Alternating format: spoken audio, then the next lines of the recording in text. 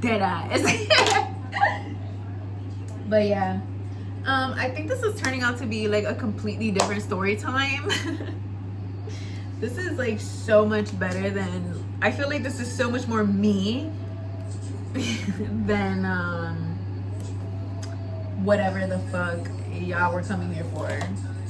It was, I am a clickbaiter. I think I just clickbaited y'all. You're mad, huh? You thought you were gonna hear something messy, huh? You got life lessons and shit. You mad? You mad I get myself the guy? He said he got a message for you. And you thought you were gonna hear some weird messy shit. You thought you were gonna hear me go off about this bitch and that bitch. You thought, huh? You thought? That's what you thought?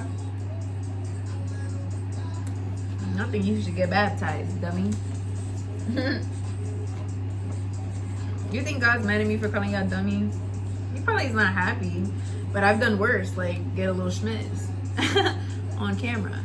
But at least I'm not engaging in sexual immorality. I'm not even thinking about, well, I am thinking about it, but I'm not texting nobody. I'm gonna sleep really good tonight by myself. You know, I got ways to be. I have ways to be alone. Anyways. It's not that bad being alone. I'll say that. It's not bad being alone and dressed. I'm not gonna lie. I'm content. I'll tell you that. I'm not unhappy with myself at all. In any way, shape, or form. That's all. But let me read my notes. Now my notes feel like I did too much. I'm not gonna lie, because I'm not even feeling that. Well, this one's a little, maybe this was a good way to ease into it. Oh, okay, so let's talk about Roger and then his bad influence homeboy, Trevor. So Trevor is a guy that I went to high school with as well, and apparently he had a really big crush on me for a really long time that I was completely unaware of. I don't respect him much solely because he had told everybody but me that he had this infatuation with me, including Roger. Like Roger was fully aware, and he was like kind of on defense towards me because he knew like private information about how Trevor felt about me, but Trevor never told me those things. So he was kind of like, and I'm sure in Trevor's eyes he thinks he's a snake, because it's like, why are you telling her I like her? I didn't tell her yet. Like, that's not your place type shit. And it's true. Like, first of all, why are you even talking to somebody you know your homeboy likes? Because he's fucking greedy and lustful, obviously. That's why he can never, like, I'm not gonna say he could never, like, I'm sure he's changed his life. That's what he says. But it's like, some things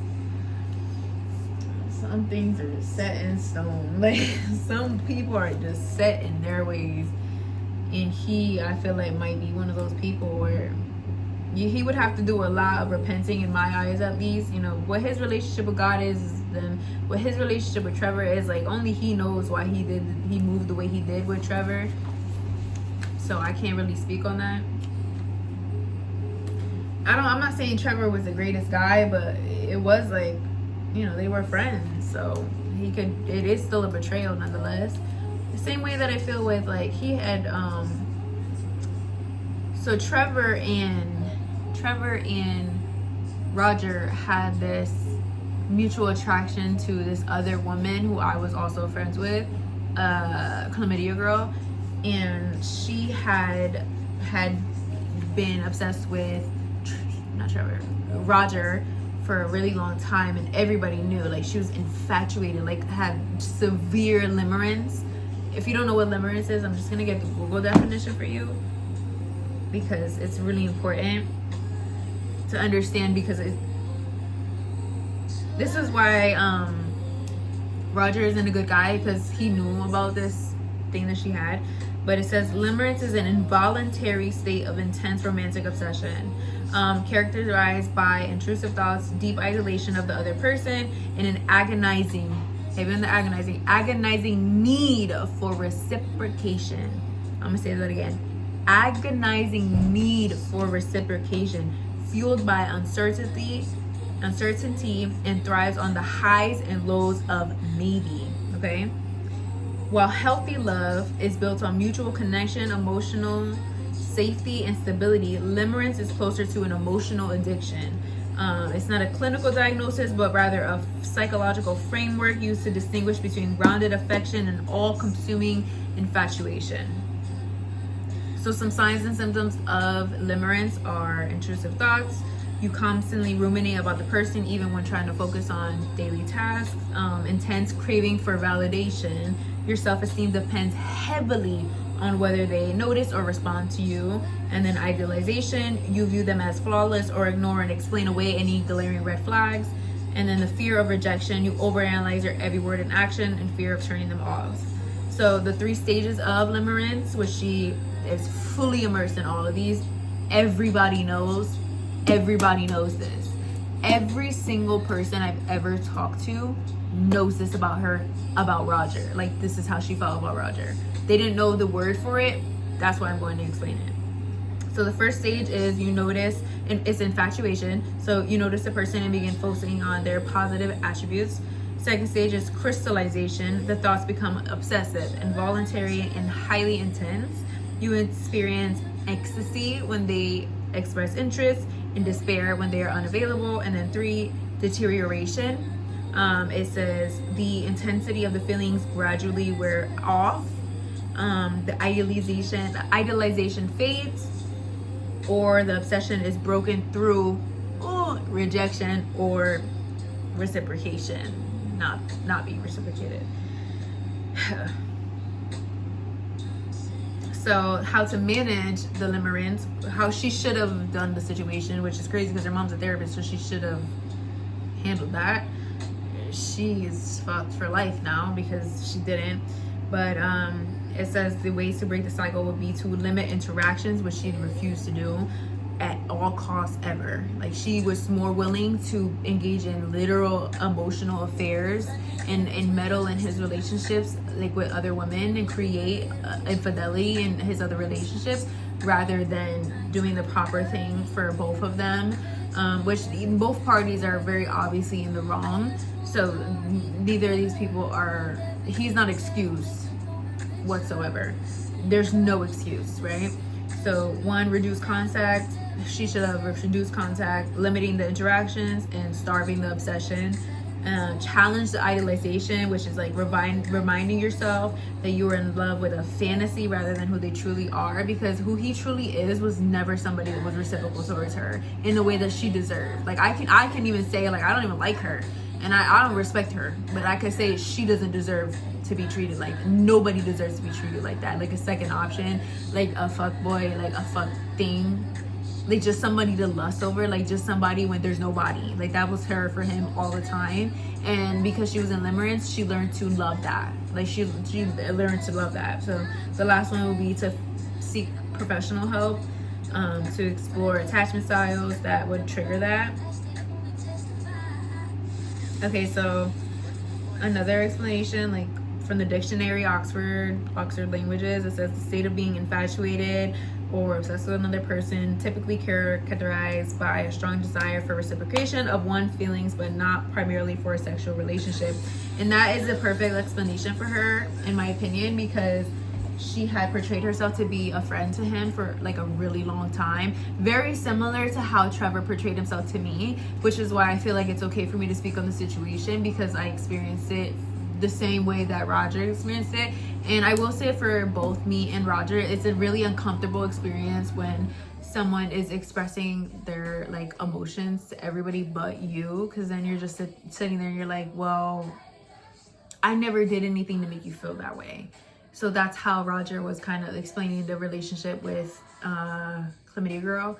And that's how I was explaining the situation to Roger about Trevor. I was like, sure, he could feel some type of way. I'm not going to invalidate that. I'm not going to say there's no reason for him to feel this way, because I like myself enough to say I'm a likable person. Like, I can see why where he would mistake compatibility, but I also did like go on what I think Trevor considered to be dates, but I didn't.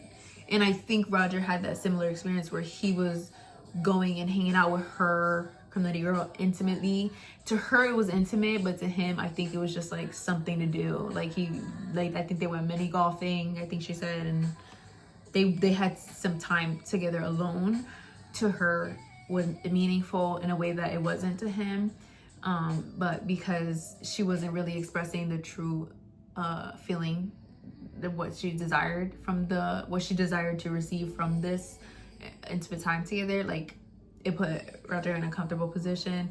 But at the same time, it's like, okay, read the room, Roger. And I feel like he saw me and interacting with Trevor and thought the same thing, but I don't. It's totally different in my opinion, because they actually engaged in sexual contact. Like they fully consummated with each other. So and then they continued to hang out outside of that. So it's, to me, a totally different situation, because he gave her something to desire, to desire more. Does that make sense? Like if he really wanted to portray himself as a certain type of person where he's just not, like, he already crossed the line. Like the line was crossed. And then he had the nerve to be arrogant and be like, oh, she knew what it was. Like, it's just so like, I have to take a shot just thinking about it, because I genuinely like feel revolted by it, because I've had experiences with men like him, and I've been in her position, not with Trevor but with other men. Like my first love, that was what it was. Like I was seeking so much love and adoration from him that I was like willing to sacrifice everything, including my self-respect, just to like with him, because that was like the only way that I could feel pleasure from my experiences with him. And I think that's very similar to how Chlamydia Girl felt about Roger, because it was like, in her mind, as a woman, I do feel like I have the right, I'm not gonna say I'm speaking for her, but I have the right to say I feel like I have the insight to speak on the situation in general. He gave her so little that she needed, inside, in my opinion, she needed to at least be able to give him physical pleasure. Like even that was like everything. It wasn't, I'm not even gonna say even that was enough. That was everything, because there was so little benefiting her in the situation. Like there was so much, if you think about it, like there was so much like emotional pain seeing somebody you like and lust after and love to an extent, or have love for, or want and desire, give it to everybody but you. Like that's a huge amount of physical pain. So in order to counteract that, even the little bit of just knowing you pleasured this person, and okay, he's doing all these negative things, but I made him feel good. Like it to her balanced the scales. I would even say rewrote history, So that's just my opinion. And then let's move on. I'm gonna take a shot and then let's move on to something else, because I feel like this is too heavy for me. Can I be honest? That situation is too heavy for me. That's why I never engaged. She would actually, let's talk about it in the next video. Hold on. Clap your hands.